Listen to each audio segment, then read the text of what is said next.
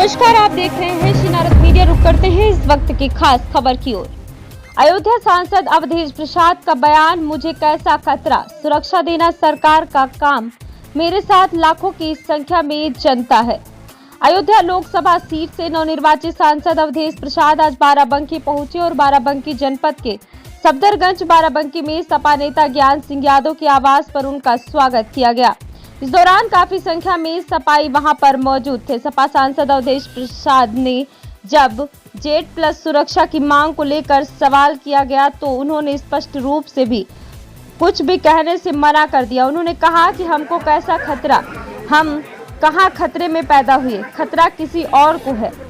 फिर भी जब दोबारा उनसे पूछा गया कि पार्टी भी यह बात कह रही है तो उन्होंने कहा कि सुरक्षा देना सरकार का काम है, खतरा है या नहीं वह अलग बात है।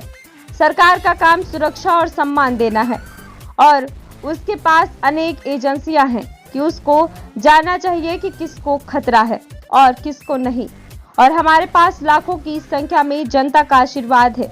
वहीं इंडिया गठबंधन से प्रधानमंत्री बनने के सवाल पर उन्होंने कहा, देश के सामने महंगाई, बेरोजगारी, संविधान बचाने जैसे अन्य मुद्दे हैं, उस पर हमें ध्यान देना है।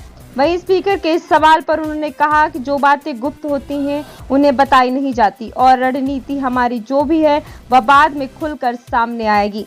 वहीं अयोध्या से चुनाव जीतने के बाद उन्होंने कहा कि अयोध्या की जनता के साथ जो भी गलत हुआ है, चाहे उनके सैकड़ों साल पुराने घर गिराने का मामला हो या मुआवजा ना मिलने का मामला हो, यानी जो भी मामले हों, वह पूरी तरीके से उनकी इच्छा और उम्मीद पर खरे उतरेंगे।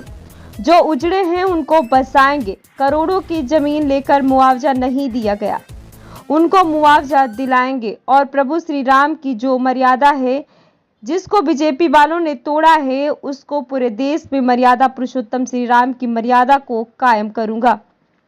आपको बता दें कि गठबंधन से सपा प्रत्याशी अवधेश प्रसाद ने अयोध्या लोकसभा सीट पर बीजेपी के प्रत्याशी लल्लू सिंह को हराया है और यह इंडिया गठबंधन की बड़ी जीत मानी जा रही है। ऐसी और तमाम खबरें पाने के लिए बने रहिए श्री नारद मीडिया के साथ। इस खबर में फिलहाल इतना ही, आएगा सब सामने आएगा और खास खबर सामने आएगा। आप लोगों की क्या रणनीति है लोकसभा स्पीकर को लेकर, क्या रणनीति है? रणनीति का खुलासा नहीं किया जाता। सांसद जी, आपके नेताओं का एक बयान इस वक्त बहुत वायरल हो रहा है कि आपको खतरा है, Z+ सुरक्षा की मांग कर रहे हैं, क्या कहना चाहेंगे? क्या आपको खतरा महसूस हो रहा है? क्या ऐसा है, मैं तो खतरा में पैदा नहीं हुआ हूँ।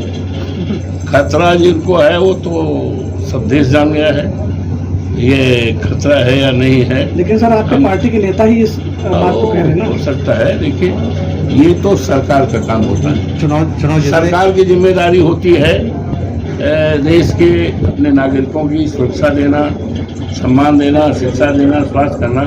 तो खतरा है या ना खतरा है, हम तो इसको नहीं मानते हो। ये हमारा विश्वास है, जाको राखे रसाइयाँ मार सके न कोई, हमारा तो ये विश्वास है।